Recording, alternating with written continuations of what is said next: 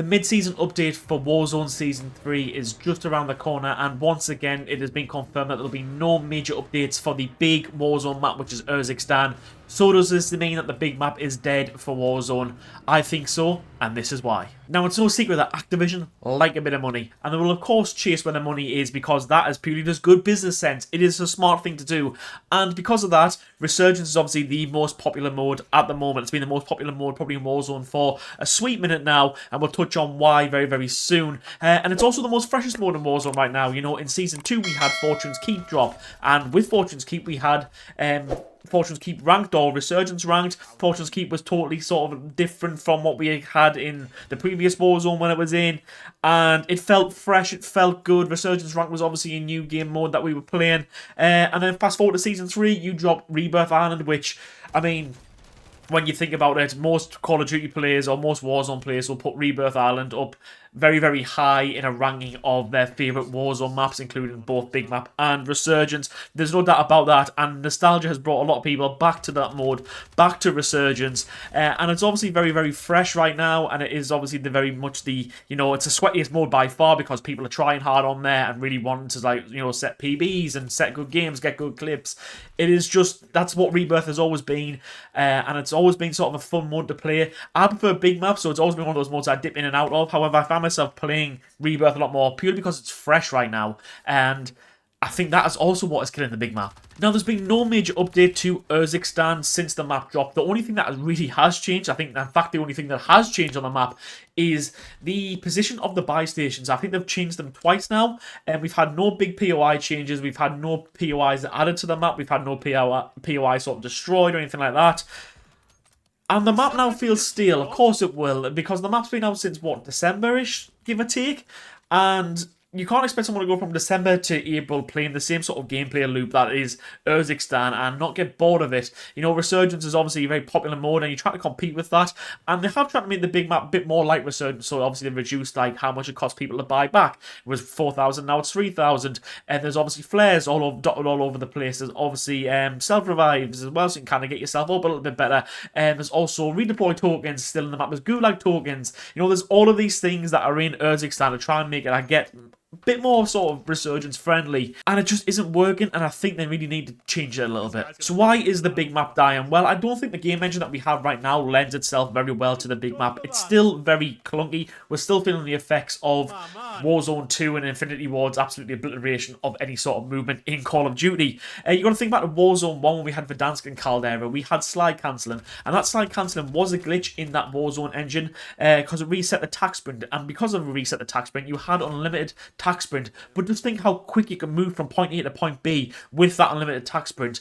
Couple that with Warzone 1's vehicles in comparison to Warzone 2's vehicles, which are still in the game today. How dreadful those vehicles are to drive that we have in Warzone right now, which again makes traversing the big map very, very difficult. The redeploy balloons that we had in Caldera shot you much further and were much better to use than what we have now in terms of redeploy drones in Urzikstan. And you got to think, when you could drop a portable redeploy in Caldera, it actually shot with a proper balloon and you could actually go far.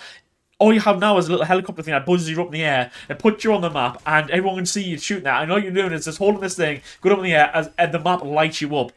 Movement on it still is not great, even though we have had sort of better, you know, we've had tweaks to it, obviously, in comparison to Al-Mazrah and Urzikstan, but it doesn't lend itself well to the big map right now. Then there is the map itself and the decisions that have been taken from the map. Urzikstan started at 100 players. Now, the map is dead, for the most part. When you drop in early game, couple of kills. And then you play the late game, few kills there. Mid-game, Urzikstan is dead. It's boring. There's just so much space on the map and no players to fill it. And I think we need to up the player count to maybe make the big map a little bit more interesting. Keep that mid-game, you know, going a little bit. They have shortened the game times in comparison from Verdansk to Urzikstan, or when Warzone dropped to what it is now. The game time is a lot shorter. However, it doesn't feel like much because you've still dropped the player count as well. And I think that needs tweaking a bit. Maybe up the player count. I know, obviously, as I touched on before, they have given players a better way to come back into the game with cheaper buys and stuff like that to keep the player count in the game. But I tell you what, especially solos, if the lobby dies out, the lobby is dead, and mid-game is just an absolute ball fest to play. Now, when you think of iconic POIs throughout Warzone's history, the hot drops, you've got Verdansk with Superstore and hangars at airports. You've then got Peak on Caldera, and you've even got Observatory on Al Mazrah, you know, where people would still somewhat hot drop there. Where do you hot drop on Urzikstan? There really isn't anywhere. The biggest hot drop I've seen is a fire station just outside of Old Town, which doesn't have a buy station there anymore, and yet that is probably the biggest hot drop. There's 3 buildings there, and that's the biggest hot drop on the map. It's not even actually a named POI. It just seems to be hot for some reason because there's a few hidden caches and stuff like that. There's no good POI that all the sweats want to drop in at and try and, like, you know, like, absolutely dominate early game and stuff like that, which doesn't, you know, help the game in any way, shape, or form, because then you know what it's like dropping Verdansk and then into Superstore and then rotating out. We don't have that in Urzikstan, and again, it just feeds back to this point of the game's very boring. But if you're thinking Rebirth, there's so many hot drops in Rebirth. You've got Prison, Control Center, Factory, Bio, you know, you've got all these places in Rebirth, and then if you think about Fortress Keep, you've got Keep, you've got Winery, 2 straight away hot drops, and you've even got like the town down towards the bottom of the map. Those are all hot drops in those maps. We don't have that in Urzikstan. They were dominant in Warzone 1. Warzone 2 took them away before bringing them back towards the end, and then they are back in Warzone 3. It is snipers being able to one-shot. Now, I'd say they're very, very dominant, especially on the big map, which obviously leads to slower gameplay for some players, which therefore leads to not many people running around the map, which therefore, if you're trying to use an ER and you're trying to push players at close range, you're not going to be able to do it because the sniper meta is so dominant. I don't think we're back to the Car 98K days, but it obviously is a problem because it is slowing down a lot of the lobby, because a lot of the lobby are choosing to snipe because of how powerful the snipers are. I think we need to kind of see some weapon balancing for the big map to make maybe not all ERs viable, but somewhat viable against this sniper meta that we are now in once again. It seems like we go through a loop of, you know what, the snipers, they're too powerful, we'll nerf them. Then people go, you know what, you shouldn't have nerfed the snipers. So then they get brought back, and all of a sudden it's just like, yes, the snipers are too powerful once again, we need to nerf them. I think we're pretty much at that point again where we're now at a point where snipers a bit too powerful, and they are killing the big map purely because people just aren't moving around on it. So what will make the big map viable again in Warzone? Well, in terms of Urzikstan, I think you need to up the player count first of all. I think that will go somewhat weird to helping sort of kill that mid-game boringness.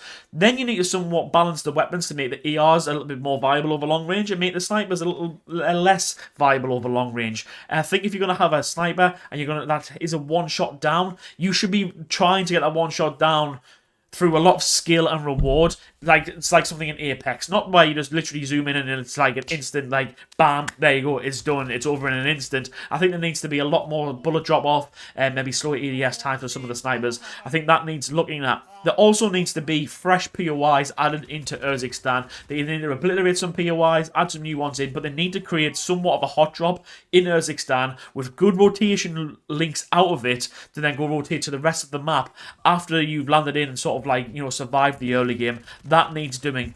And then ultimately to make big map work again, and I know it is pretty much all but confirmed, you've got to bring back Verdansk really, because that's the only big map that people now would care about playing. I think the nostalgia aspect of Fortune's Keep and then into Rebirth Island has obviously boosted player count quite a bit.